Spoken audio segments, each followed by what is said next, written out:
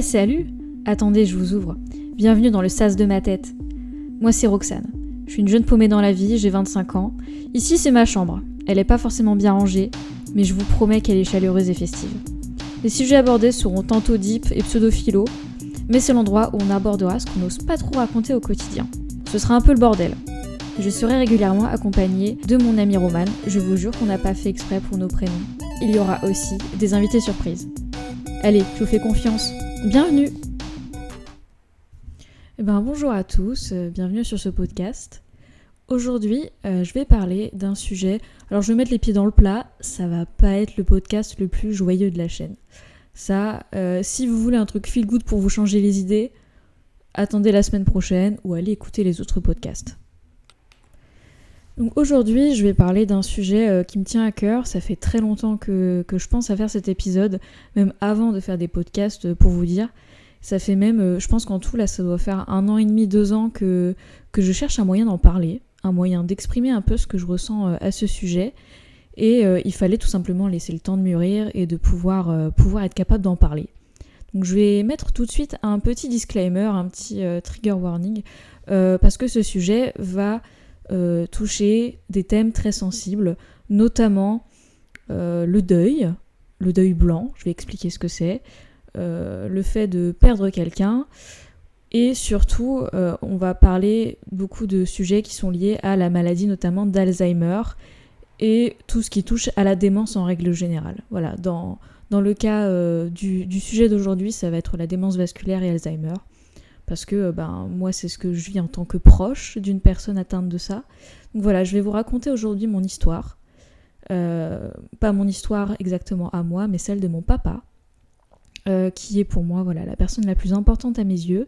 Et je voulais lui rendre un hommage. Parce que mon papa, aujourd'hui, c'est pas juste quelqu'un qui est atteint d'Alzheimer et de démence vasculaire. C'est avant tout le meilleur homme du monde. Donc je vais faire en sorte quand même que ce podcast ne soit pas le plus déprimant du monde. On va pas parler que du côté médical de la chose parce que honnêtement, j'y connais rien. J'ai beau m'être renseignée de fou, j'ai pas envie de dire de bêtises, donc ce sera que de mon point de vue, de ce que moi j'ai vu de mes yeux de fille et aussi de fille d'une mère qui est aidante. Donc voilà, c'est mon retour d'expérience parce que même si moi honnêtement je fuis les sujets qui parlent de ça, je fuis les films qui parlent d'Alzheimer ou de personnes âgées qui en souffrent, je fuis les documentaires là-dessus, je fuis les études sur le sujet. Vraiment c'est un sujet qui n'entre pas dans mon quotidien. Je déteste en parler, je ne sais pas en parler surtout, c'est plutôt ça. Je ne sais pas en parler, je n'aime pas me confier à ce sujet. C'est vraiment quelque chose qui me touche profondément, donc voilà, je vous remercie encore une fois pour votre écoute et votre bienveillance. Et sans plus attendre, allons-y, je vais vous raconter mon histoire. Avant toute chose, qui est mon papa ? Mon papa, il est né, je vais pas donner sa date de naissance, mais il est né il y a très longtemps. Il a un peu plus de 70 ans, il est dans ces eaux-là. Il m'a eu à 50 ans, quand il a refait sa vie avec ma maman, et ils sont toujours ensemble à l'heure actuelle, donc ça fait plus de 20 ans. Donc j'ai eu un papa-papy, j'aimais bien dire ça comme ça, et l'avantage c'est que comme mon papa, il m'a eu quand il était à la retraite, il a eu tout le temps de s'occuper de moi quand j'étais un petit bout. Et franchement, je préfère le dire tout de suite, c'est le meilleur homme du monde. C'est la personne que j'aime le plus sur cette terre. Je pense que c'est un des meilleurs humains qui existent. Parce que, honnêtement, j'ai eu un papa aimant, bienveillant, gentil, doux, qui m'a donné un amour inconditionnel et qui m'a aimé tellement fort, sans jamais être étouffant. Vous vous rendez compte à quel point c'est hyper rare, ça ?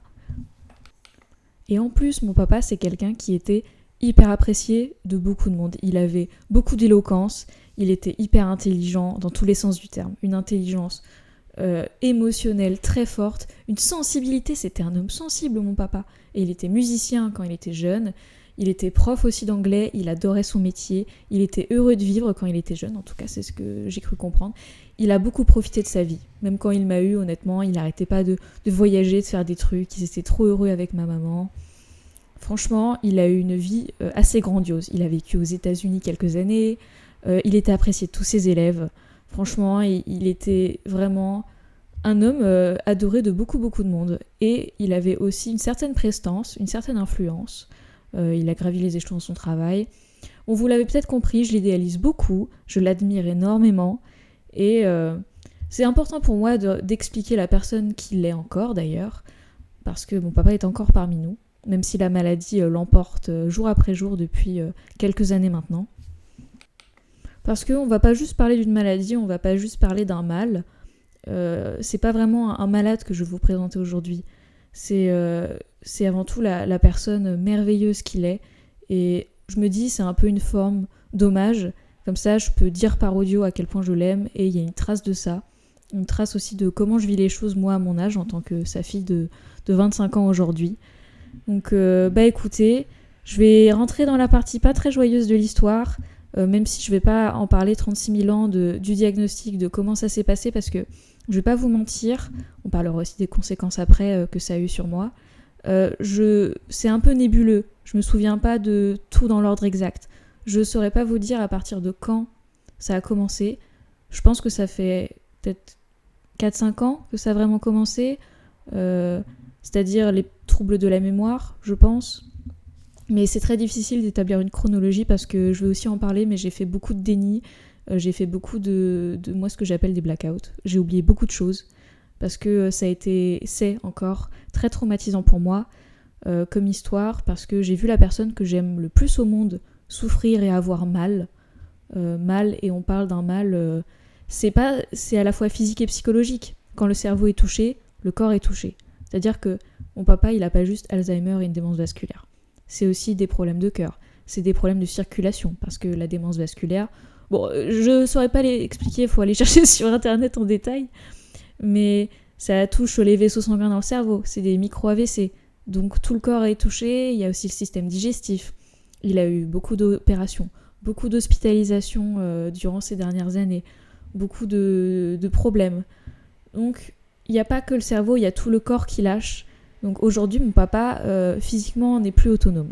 Il peut marcher un peu, je pense 15 minutes par jour, peut-être à l'heure à laquelle je vous parle, mais c'est ma maman qui s'occupe de lui. Il ne peut pas s'occuper tout seul. Il ne peut plus conduire depuis un moment maintenant. Il ne peut plus aller très loin.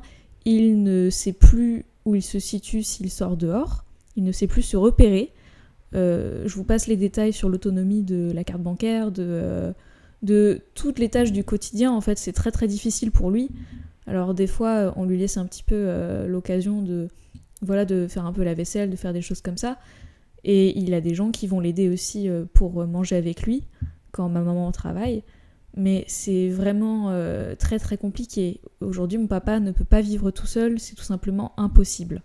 Pour vous donner un peu le contexte. Avec ses maladies, parce que pour moi, il en a plusieurs, eh bien, il ne peut pas, il est très fatigué, donc il va beaucoup dormir, il a aussi, dans les autres problèmes, il a aussi un œil qui ne voit plus, enfin, vraiment beaucoup de soucis de ces dernières années. Voilà, pour vous donner un peu le tableau. Comment ça a vraiment commencé, et c'est quoi exactement, en fait, Alzheimer et la démence vasculaire ? Alors, comme je voulais vous dire, je ne vais pas pouvoir donner d'explications très claires, parce que déjà, tout simplement, on n'a pas eu de chance avec ma maman. Le corps médical nous a pas expliqué beaucoup de choses. On s'est beaucoup renseigné par nous-mêmes, et ma maman s'est débrouillée toute seule pour comprendre, et pour ensuite m'expliquer. On a eu les diagnostics sous nos yeux, après de nombreux scanners, IRM, où ça a duré des mois pour faire le diagnostic précis de ce qu'il avait, et ça, c'était il y a environ 1 an et demi. Franchement, c'était long, c'était horrible la période de diagnostic, parce que nous, on savait qu'il y avait un problème depuis environ 4 ans. On voyait bien que il oubliait, et c'est pas juste on oublie les clés, parce qu'au début tout le monde va vous dire oui moi aussi j'oublie mes clés, ah mais oui moi j'oublie tout le temps les prénoms. Ouais mais là il s'agit pas de ça. En fait la personne que vous connaissez par cœur, il y a un moment, elle oublie vraiment des trucs et vous vous dites attends ça va pas, jamais elle fait ça d'habitude, ça lui ressemble pas.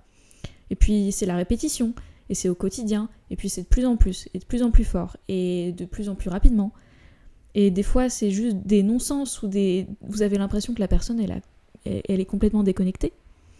Et puis, vous voyez la fatigue qui s'amplifie, vous voyez les manquements de marche, vous voyez que les chutes peuvent arriver parce que des micro-AVC dans le cerveau, donc ça, c'est la démence vasculaire, et ça fait qu'en fait, il peut chuter, il peut s'évanouir, il peut faire des malaises. En tout cas, c'est ce que j'ai cru comprendre. En tout cas, c'est ce que j'ai vu. C'est que mon papa, il est très très très fragile. Donc d'où ce qu'on a compris, c'est que au début, on ne savait pas si c'était Alzheimer ou démence vasculaire. Eh bien, vous allez dire, vous savez quoi? Banco, on a eu les deux. Voilà. Donc la démence vasculaire, c'est des vaisseaux qui pètent. En gros, c'est des micro-AVC. Donc il a des traces de micro-AVC dans le cerveau. Et Alzheimer, ne faites surtout pas comme moi et n'allez pas voir sur internet cerveau d'Alzheimer, s'il vous plaît, faites pas ça, parce que c'est atroce. C'est le cerveau qui a comme, je trouve, des petits trous, et en fait s'atrophie au fil du temps. Alzheimer, ça prend du temps à se développer, et la démence vasculaire, c'est rapide. C'est pas les mêmes zones du cerveau qui sont touchées dans son cas. Donc, en gros, ça va vite. Ça va vite, et à la fois, c'est très très long, parce que la douleur est longue. Et surtout, je vous arrête tout de suite, est-ce qu'il y a des traitements? Est-ce que machin? Dans notre cas, non, il n'y a pas de traitement. Mon papa, il n'y a rien à faire. Et on a été très formel là-dessus, on est très, très clair. Il n'y a rien à faire. Donc il a juste de temps en temps des séances d'orthophoniste, et il y a des gens qui viennent s'occuper de lui. Mais sinon, non, c'est une condamnation. C'est une condamnation. Et en France, il n'y a pas grand-chose qu'on peut faire pour ça. Honnêtement, c'est la merde. Je vais pas essayer de... Ça sert à rien de relativiser quand ça arrive. C'est juste extrêmement triste, extrêmement malheureux. Et en fait, je vais juste raconter comment on se sent et à quel point on peut se sentir démuni et quelles conséquences ça a pu avoir. Parce que je pense que j'aurais quand même bien aimé que quelqu'un de mon âge me raconte tout ça. Parce que moi, j'ai vu des témoignages, mais c'était des gens qui avaient plutôt 40 ou 50 ans, qui parlaient de leurs parents. Je connais moi-même des personnes que j'embrasse s'ils m'écoutent sur ce podcast. Voilà, je pense fort à eux et se reconnaîtront, qui ont des parents qui souffrent de ça. Et moi, je me suis liée très fort d'amitié avec une personne beaucoup plus âgée que moi, mais qui vit les mêmes problèmes actuellement. Et en tout cas, grâce à cette personne, je me suis sentie beaucoup moins seule. Et je sais qu'on a partagé un soutien mutuel à ce niveau-là, et c'est la première fois que c'était quelqu'un qui n'était pas de ma famille, qui avait cet âge-là. Donc voilà, je pense aussi fort à toi si tu m'écoutes. Donc maintenant que je vous ai un peu expliqué le côté médical, on va dire, je vais vous raconter exactement qu'est-ce qui s'est passé pour moi. Parce que voilà, actuellement mon papa il est encore là. De quoi j'ai eu peur, comment ça s'est traduit. Parce que ça a été très long. Donc au début, moi et ma mère, on a vite vu le problème et on n'était pas très étonnés du diagnostic. On pensait juste pas que c'était aussi terrible que ce qu'il avait, parce que c'est vraiment un niveau assez poussé, quoi, assez élevé. Et surtout, le fait d'être impuissant, c'est vraiment le sentiment que je mettrais en avant, je pense, vis-à-vis de cette situation-là, c'est qu'on ne peut rien faire. Il n'y a rien à faire. Et comment faire quand on n'a pas envie de le mettre en maison de retraite, on n'a pas envie de le mettre en EHPAD? Parce que mon papa, quand il allait bien, il arrêtait pas de me dire « Ah mais moi jamais je vais être en maison de retraite, ça va pas ou quoi ?» Ouais, je préfère clamser, quoi. Et du coup, c'est terrible quand aujourd'hui, il n'a plus de capacité vraiment comme quand il m'en parlait, et qu'on est en mode « Bah ouais, mais comment on va faire ? Comment ma maman peut faire ?» Parce que on parle pas assez des aidants, et je fais aussi cette vidéo pour parler des aidants, de la détresse dans laquelle ils sont. Et que même s'il y a un peu d'aide, c'est vraiment atroce, j'imagine, de voir la personne qu'on aime, avec qui on a vécu, avec qui on a fait un enfant, de sombrer dans cette maladie-là, et que le corps médical ne vous écoute pas, et n'est pas là pour vous, et n'a pas été là quand vous avez besoin. Et j'ai aussi vu l'entourage de ma maman, certains disparaître, ne plus être là pour elle. Je l'ai vue démunie, je l'ai vue triste. Et ma maman, je l'admire énormément parce qu'elle est extrêmement forte, et elle s'occupe de mon papa avec énormément d'amour. Et ça, je trouve ça simplement magnifique. Dans cette tristesse, il y a aussi du beau.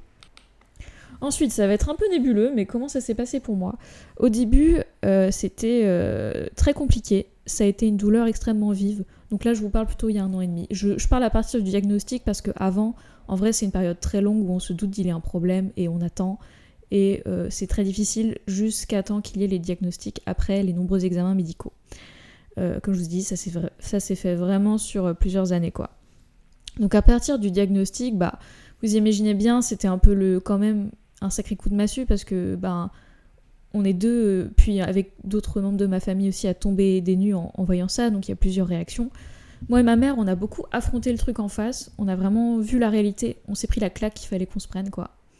Et franchement, mon papa était merveilleux. Il a dit, quand il était encore assez conscient de ça, je veux me battre, je veux y arriver, je vais essayer de pas lâcher, d'être dynamique et tout. Aujourd'hui, la maladie l'emporte trop, il est trop fatigué. Et voilà.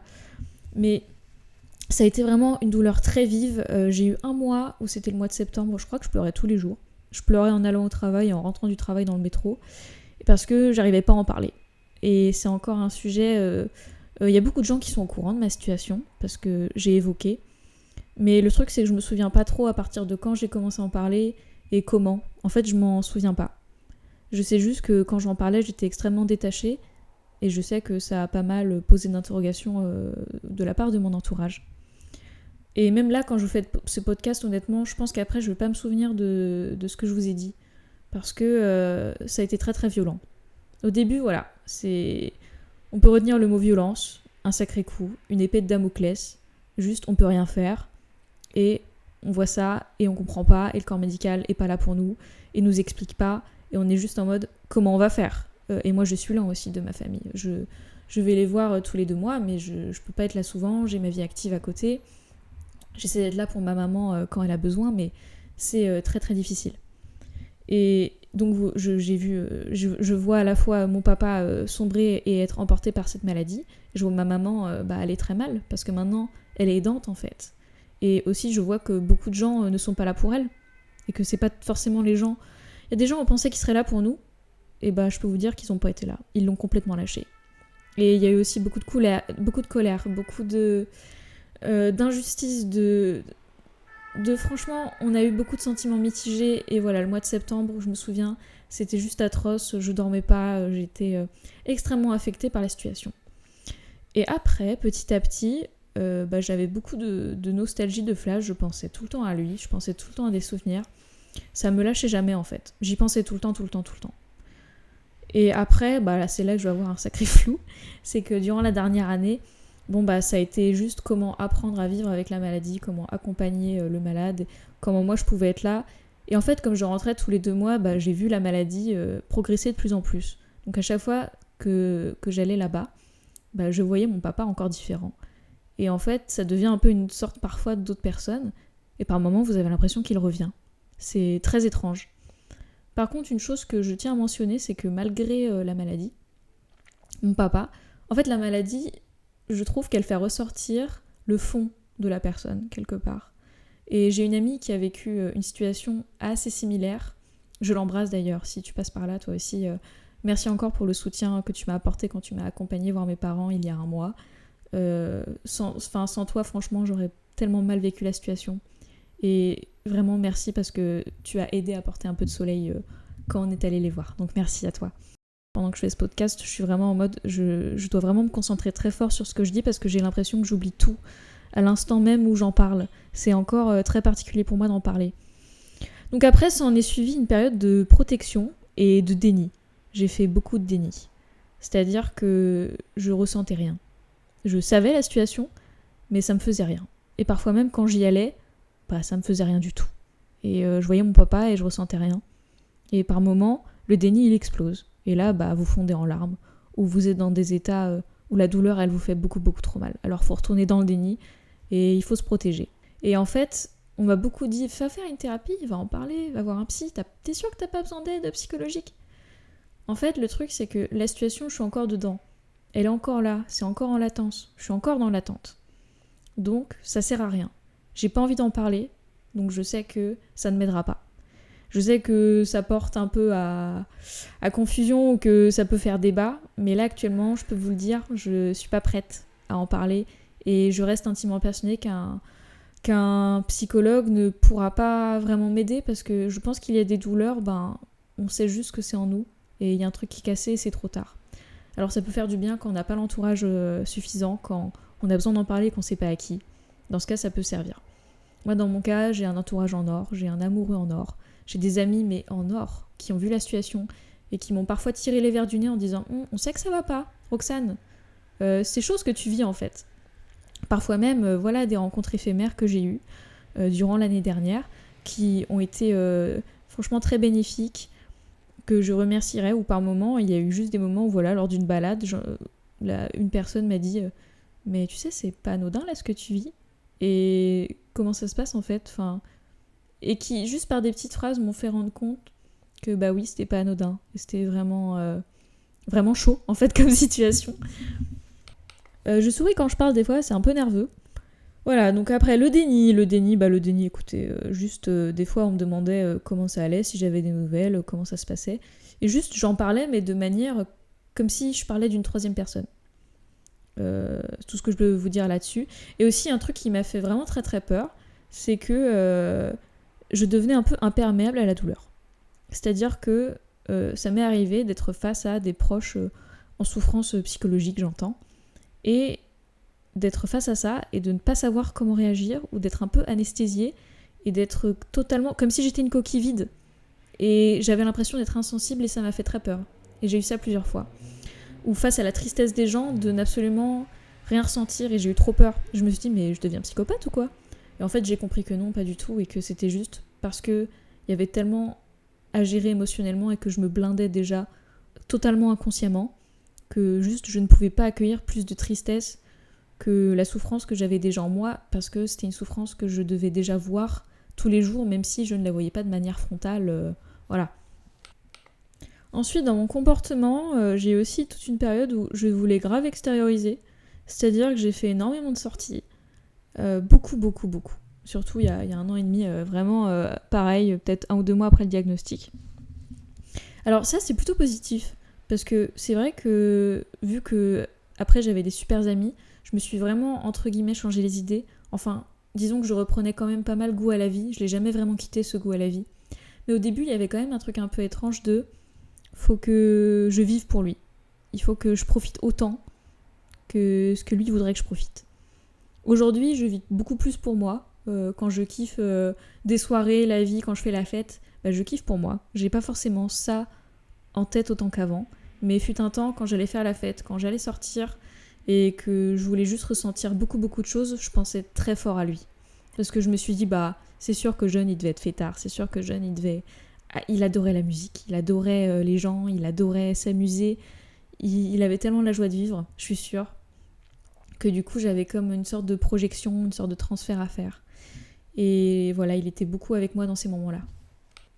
Mais c'est vrai qu'on est censé vivre pour soi et pas vivre tout le temps pour quelqu'un ou par la perte de quelqu'un. Ensuite, j'aimerais qu'on aborde un peu la notion du deuil blanc.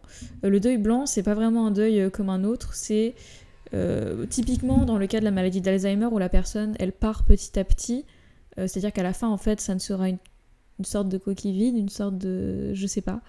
C'est plus vraiment la personne que vous connaissez. Eh bien, c'est faire le deuil de la personne qu'on a connue.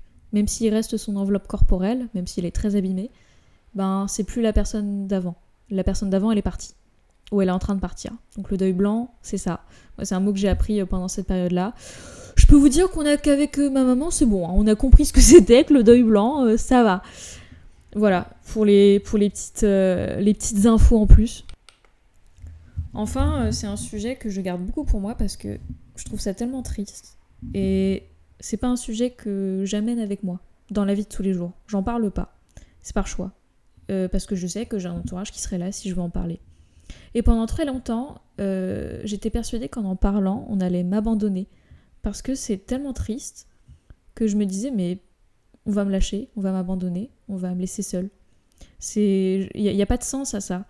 Mais j'étais persuadée qu'on allait m'abandonner. Parce que je portais quelque chose de trop lourd avec moi. Et j'ai eu très peur par moments.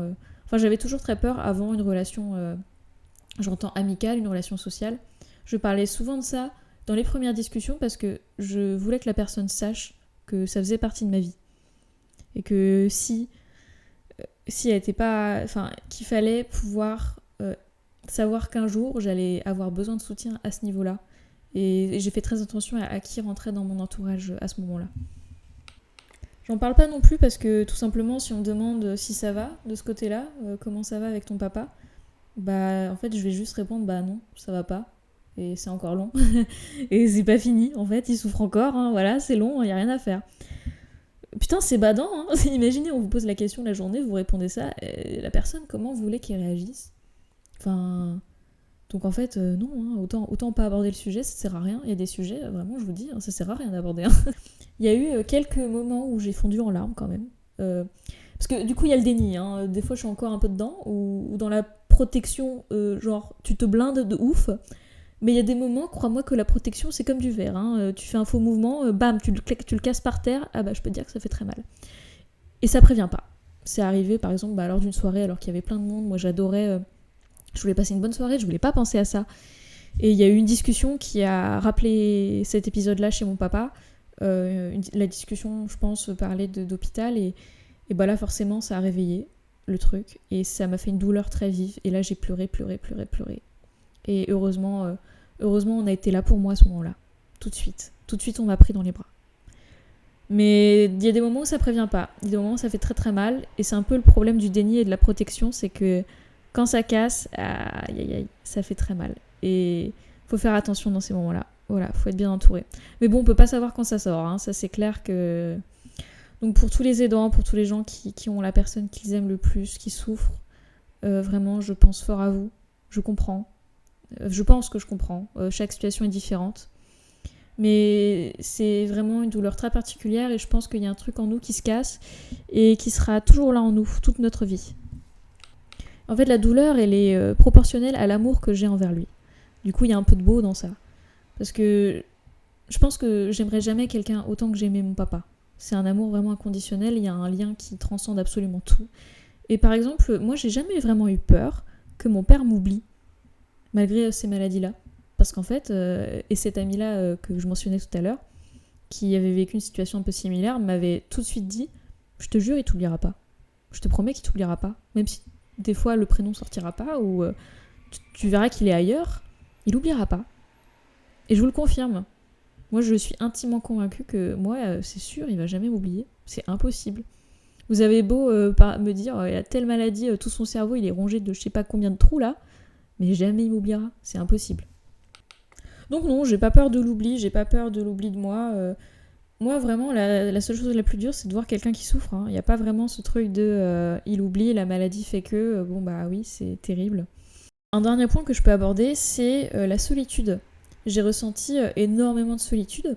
Et faut savoir que cette solitude, je pense, si vous vivez un peu une chose similaire à ma situation, bah elle est normale. Et malheureusement, moi j'ai mis des mois à comprendre ça, mais ça va pas partir. Et vous aurez beau vous occuper, vous aurez beau être entouré un maximum en permanence, H24, il y a des moments où la solitude, elle sera quand même là. Elle partira pas. Parce que une personne qui vous quitte, c'est un truc en vous qui part. Il y a un truc de vous qui part avec la personne, littéralement. Moi, j'ai un morceau de moi qui part avec mon papa. C'est comme ça que je le vois.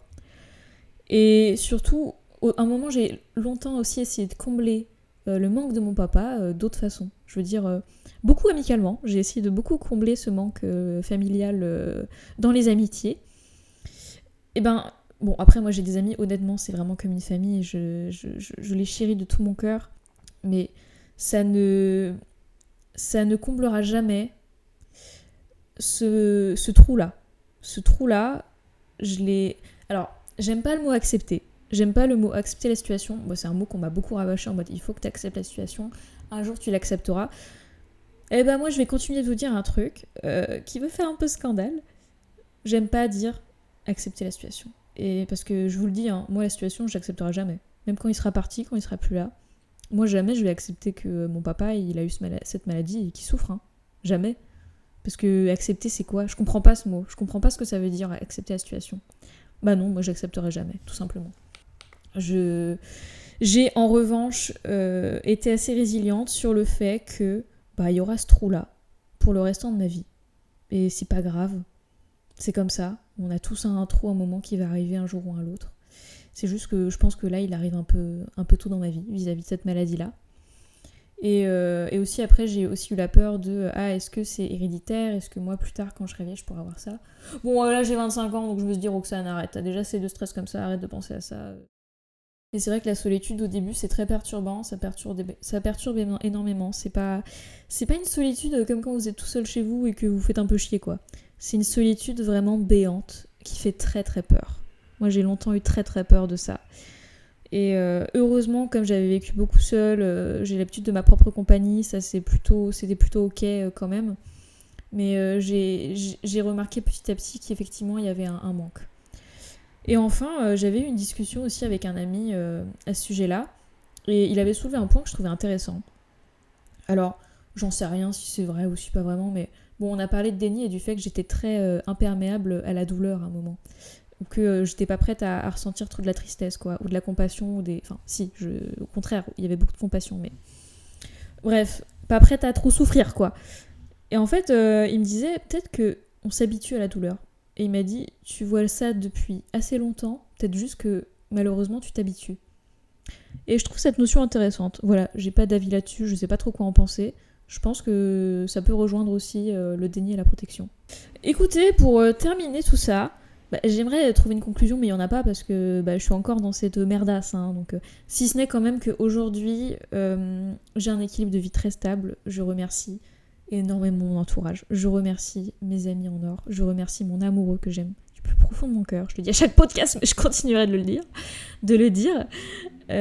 Parce qu'ils ont vraiment été là pour moi, quoi. Vraiment très très là, très très là. Et ils m'ont toujours dit, mais si un jour t'as besoin d'en parler, on est là pour toi. Et c'est le plus beau cadeau que j'ai. Et à ma maman aussi, mais que j'aime de tout mon cœur, maman, je t'aime. Je laisse cet audio-là pour te le dire. Je t'aime. Bon, je sais pas si t'écouteras ce podcast, parce qu'honnêtement, on n'a pas trop envie de parler de ça non plus en ce moment. Mais je t'aime. Sache-le, je t'aime et t'es une super maman et tu gères de fou. Franchement, t'es trop forte. Et à ma sœur que j'aime aussi. Écoutez, je vous avais prévenu que ça allait pas être super rigolo, mais je suis contente et fière d'avoir fait ce podcast parce que c'est le plus difficile à faire. Je pense que je vais être rincée après. Je pense que je vais avoir envie de dormir. Mais merci beaucoup de l'avoir écouté. Merci d'avance pour vos retours bienveillants, pour votre... franchement aussi pour vos premiers retours de podcast. Ça fait trop plaisir de voir que vous écoutez ça et tout. Donc je vous embrasse. Prenez soin de vous. Et à bientôt pour un prochain podcast beaucoup plus léger et beaucoup plus joyeux. Bonne journée.